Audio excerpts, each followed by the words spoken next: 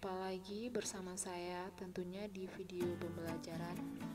Kali ini kita akan membahas mengenai pembelajaran sejarah kelas 10. Baiklah, sebelum kita memulai, kalian semua ibu minta untuk menyiapkan buku catatan dan alat tulis lainnya. Tentunya di sini untuk menyimpulkan bagian-bagian mana saja yang dianggap penting. Oke, kita masuk ke materi kita. Kita mulai dari mengenal manusia purba. Seperti yang kita ketahui, dalam ilmu sejarah itu telah disebutkan bahwa manusia purba itu merupakan asal-usul dari manusia. Jadi bisa dikatakan kalau manusia purba merupakan nenek moyang dari bangsa manusia yang ada saat ini. Manusia purba itu telah mengalami banyak babak di dalam kehidupan. Kita mulai dari sifatnya yang nomaden atau berpindah-pindah.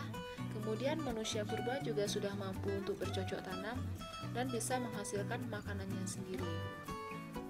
Namun untuk mengetahui lebih lengkapnya, disinilah kita akan membahas bagian-bagian mana saja yang perlu untuk kita pelajari secara bersama. Oke, kita mulai.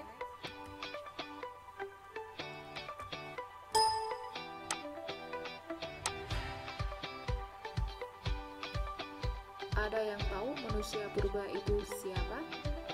Atau seperti apa? Bingung? Oke, ayo kita coba lihat jawaban yang sudah kita siapkan. Jadi bisa kita semua lihat di sini. Di sini ada salah satu atau dua orang contoh dari manusia purba yang sudah ada sejak zaman dahulu. Manusia purba ini diperkirakan hidup di kala Pleistosen. Pleistosen itu sendiri adalah era yang berlangsung 2.580.000 tahun yang lalu hingga 11.700 tahun yang lalu. Era Pleistosen dibagi lagi menjadi tiga, yaitu Pleistosen awal atau lapisan bawah, Pleistosen tengah, dan Pleistosen akhir atau lapisan atas. Ini sudah saya bahas di materi sebelumnya.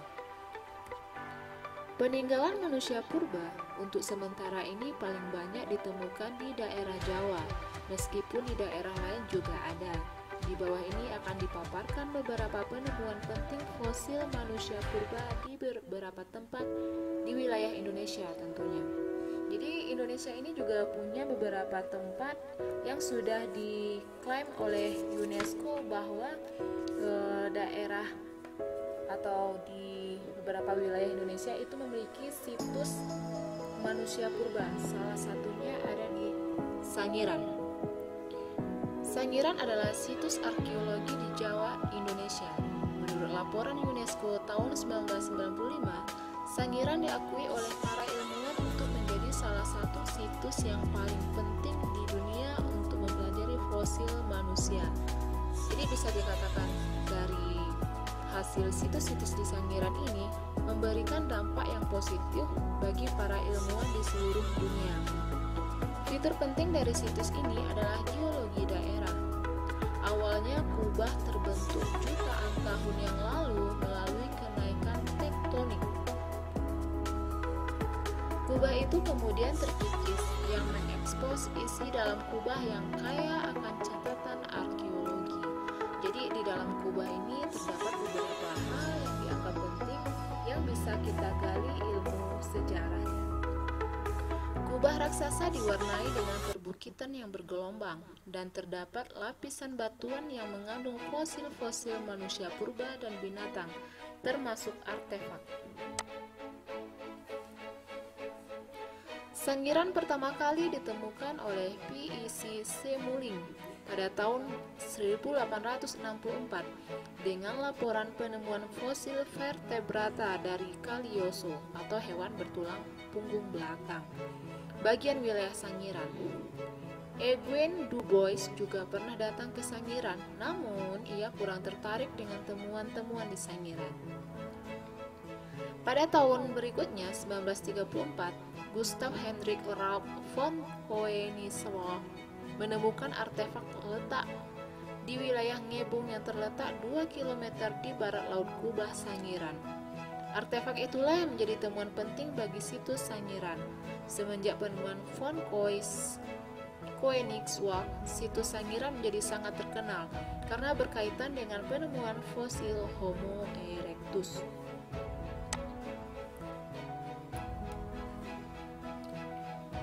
Ini adalah beberapa penemuan fosil di Sangiran. Kalau kita lihat sekilas, ini merupakan bagian dari tulang rusuk manusia purba, dan di bawahnya adalah tulang tengkorak dari manusia purba. Homo erectus di sini adalah takson yang paling penting dalam sejarah manusia sebelum masuk pada tahapan manusia Homo sapiens atau manusia modern. Jadi sebelum adanya Homo sapiens, Homo erectus sudah ada. Karena di sini Homo sapiens merupakan manusia yang paling mulai tampak sempurna dan cerdas. Situs Sangiran tidak hanya memberikan gambaran tentang evolusi fisik manusia saja, akan tetapi juga memberikan gambaran nyata tentang evolusi budaya, binatang, dan juga lingkungan. Oke, kita lanjut.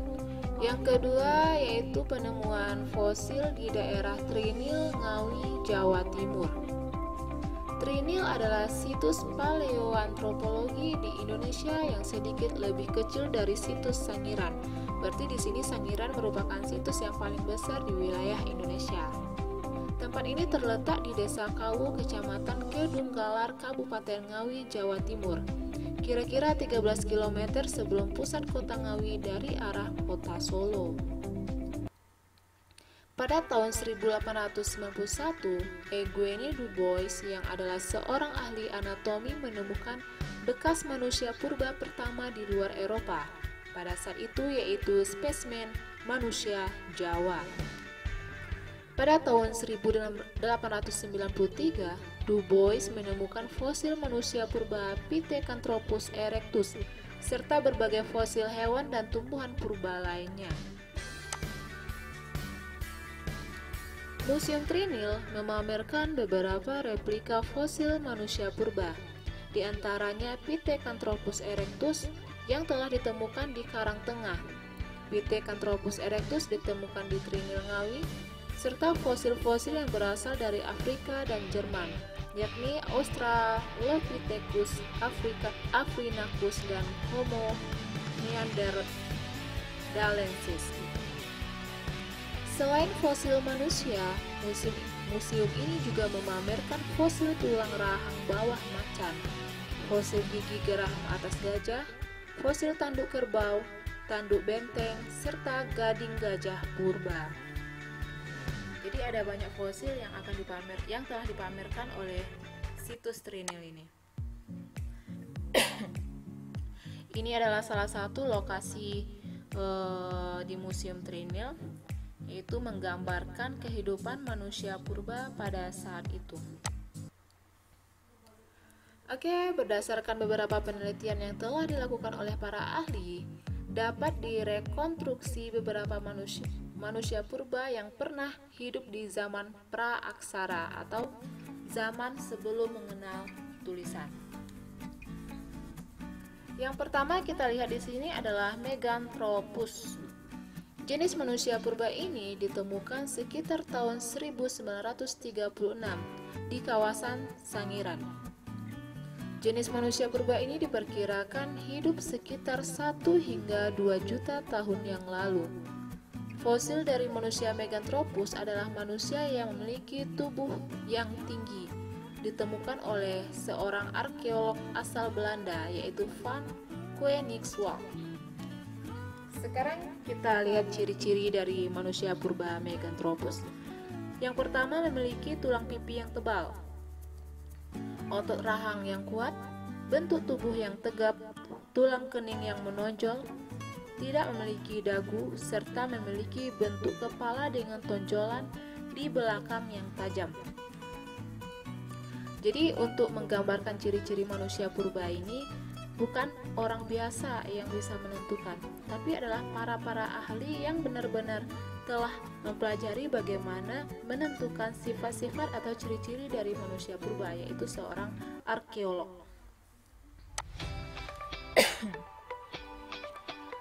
Nah, ini salah satu bentuk dari manusia purba Meganthropus, yaitu tulang pipinya tebal. Bisa kita lihat di sini bagian tulang pipi. Kemudian ada otot rahang yang kuat, bentuk tubuh yang tegap, tulang kening yang menonjol, tidak memiliki dagu. Kalau kita lihat memiliki dagu ya, cuma mungkin bagian yang pada umumnya. Kalau dicontoh ini agak berbeda. Kemudian memiliki bentuk kepala dengan tonjolan di bagian belakang yang tajam, lebih kurang seperti ini.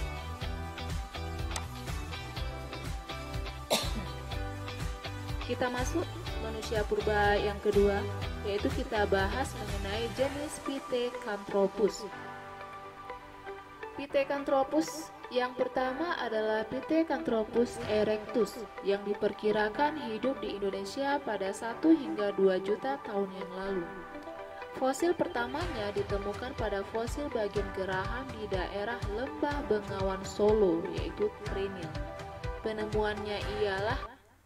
Penemunya adalah Eugene Du Bois pada tahun 1890. Ciri-ciri dari Pithecanthropus erectus: yang pertama, tengkuk dan geraham atau gigi yang kuat, tubuhnya belum tegap sempurna, hidungnya tebal, dahinya lebih menonjol dan lebar. Rata-rata tingginya 165 cm sampai 180 cm. Memiliki otak sekitar 750 cc hingga 1350 cc. Jenis manusia purba Pithecanthropus juga ditemukan di Mojokerto, sehingga disebut dengan Pithecanthropus mojokertensis. Sedangkan fosil manusia purba yang ditemukan di daerah Ngandong, Solo diberi nama Pithecanthropus soloensis. Jadi nama Pithecanthropus ini dibuat berdasarkan daerah tempat dia ditemukan. Nah, ini lebih kurang dari manusia Pithecanthropus erectus. Bisa kita lihat di sini mereka hidup seperti ini, berburu, hidup di gua-gua, kemudian mencari makan secara berpindah-pindah untuk bertahan hidup. Oke, kita lanjut. Jenis manusia purba yang ketiga, yaitu manusia purba jenis Homo. Merupakan manusia purba yang paling muda dibandingkan manusia purba jenis lainnya. Jenis Homo juga sering disebut sebagai Homo erectus atau manusia tegak, atau Homo sapien, yaitu manusia yang cerdas. Berdasarkan usia lapisan tanah tempat fosil ditemukan, diperkirakan jenis Homo hidup 25.000 sampai 40.000 tahun yang lalu. Sudah cukup lama, namun ini paling muda di antara semua jenis manusia purba. Kira-kira pada angka tahun seperti ini, kamu semua sudah dilahirkan ke dunia? Jawabannya sudah pasti belum. Oke, kita lanjut. Manusia purba jenis Homo terbagi lagi menjadi beberapa jenis. Yang pertama ada Homo soloensis. Ciri-ciri Homo soloensis antara lain yang pertama, volume otak antara 1000 sampai 1300 cc. Yang kedua, memiliki tinggi badan 130 sampai 210 cm. Kalau kita lihat dari tinggi badannya, ini memiliki ketinggian lebih tinggi dibandingkan jenis manusia purba sebelumnya. Wajahnya tidak menonjol ke depan, berjalan tegap dengan dua kaki, bipedal, sehingga cara berjalannya lebih sempurna dibandingkan dengan manusia purba sebelumnya. Otot tengkuknya mengalami penyusutan. Ditemukan pula hasil dari kebudayaan manusia purba Homo soloensis, yaitu kapak genggam atau kapak perimbas, alat-alat serpi, peralatan yang terbuat dari tulang, dan peralatan zaman dahulu lainnya. Jadi bisa disimpulkan di sini bahwa manusia purba jenis Homo itu mulai nampak kecerdasannya. Salah satunya bisa dilihat dari hasil kebudayaan mereka, yaitu menggunakan kapak genggam dan kapak berimbas sebagai alat untuk bertahan hidup. Nah, ini adalah beberapa gambaran dari jenis manusia purba Homo soloensis. Ini bisa kita lihat wajahnya seperti ini. Kalau kita lihat sekilas, itu semua jenis manusia purba itu tampak sama. Wajahnya memang agak mirip dengan kera. Namun, kita mulai dari segala jenis manusia purba tadi, ada Meganthropus, kemudian ada Pithecanthropus, yang terakhir ada Homo, jenis manusia purba Homo. Jadi di antara ketiga manusia purba itu, jenis manusia purba Homo lah yang mulai mendekati manusia seperti zaman sekarang. Kita lanjut jenis manusia purba Homo yang kedua, yaitu Homo wajakensis. Jenis fosil ini ditemukan oleh Edwin Du Bois di daerah Wajak, Tulung Agung, Jawa Timur pada tahun 1889. Fosil yang berhasil ditemukan hanya berupa tulang tengkorak, rahang bawah, dan beberapa ruas tulang leher. Ciri-ciri lain dari Homo wajakensis yaitu memiliki hidung yang lebar dan bagian mulut yang menonjol, memiliki wajah yang lebar dan datar, tulang tengkorak terlihat membulat, memiliki tonjolan yang sedikit mencolok di bagian dahi. Nah, seperti inilah gambarnya. Masih jelas juga ya monyetnya.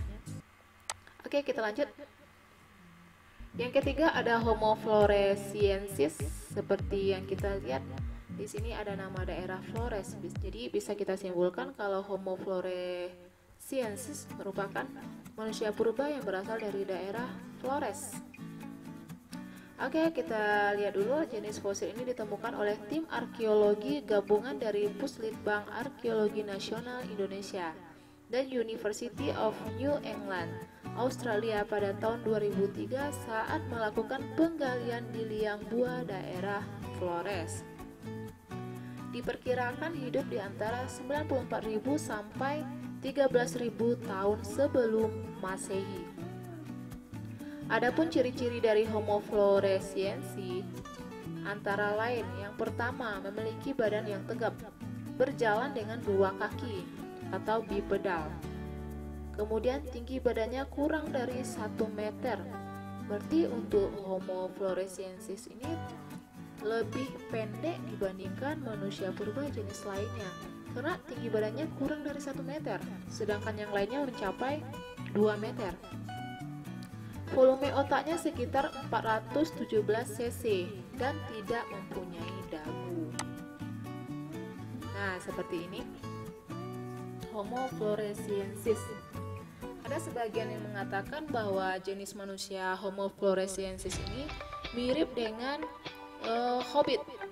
Ada yang tahu Hobbit itu apa? Bagi yang suka nonton film tentunya tahu Hobbit itu seperti apa. Oke, kita lanjut. Perkembangan dari Homo soloensis dan Homo wajakensis lebih lanjut disebut sebagai Homo sapien. Homo sapien perkembangannya lebih sempurna dibandingkan dengan manusia purba Homo lainnya. Hal ini dapat kita lihat dari cara berpikirnya.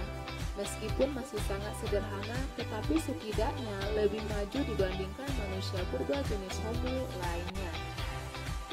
Oleh karena itulah Homo sapien berarti manusia yang cerdas dan diperkirakan hidup 40.000 tahun yang lalu setelah masa-masa penelitian. Homo sapien ini merupakan manusia purba yang cerdas dibandingkan manusia purba lainnya dan memiliki postur tubuh yang sama dengan manusia zaman sekarang, tetapi masih hidup secara nomaden atau berpindah-pindah dari tempat yang satu ke tempat lainnya. Jenis Homo inilah yang diperkirakan merupakan nenek moyang dari bangsa Indonesia. Nah, seperti ini kira-kira bentuk dari Homo sapien. Di sini Homo sapiens sudah mulai tampak cerdas, sudah bisa menghidupkan api, yaitu menggunakan batu-batuan. Oke, sekarang kita lihat perkembangan manusia purba dari waktu ke waktu. Kita mulai dari manusia purba jenis Australopithecus africanus. Ini tidak terdapat di Indonesia. Ini terjadi sekitar 7-2,5 juta tahun yang lalu. Itu hiduplah manusia purba Australopithecus robustus dan Australopithecus boisei. Kemudian 2,5 juta tahun yang lalu hidup lagi manusia purba jenis Homo habilis. Di sini ciri-cirinya bisa kita lihat sendiri, ukuran postur tubuhnya lebih pendek dibandingkan Homo erectus. Homo erectus hidup sekitar 1,8 juta tahun yang lalu. Kalau kita lihat dari awal, ini manusia purba memang tampak seperti merupakan seekor kera. Dari tahun ke tahun itu mengalami perkembangan yang cukup besar. Kemudian kita lanjut ke Homo sapiens. Itu diperkirakan hidup sekitar 400-150 ribu tahun yang lalu. Di sini mulai nampak perubahan dari segi wajah dan cara berjalannya. Ini mulai tampak tegap.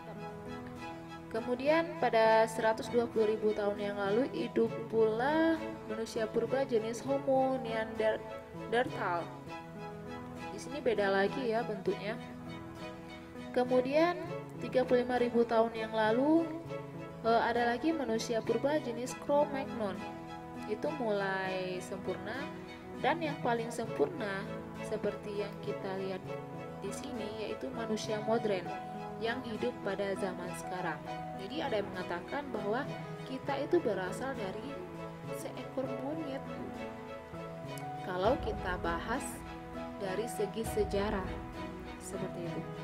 Jadi mulai dari sini mengalami perubahan demi perubahan.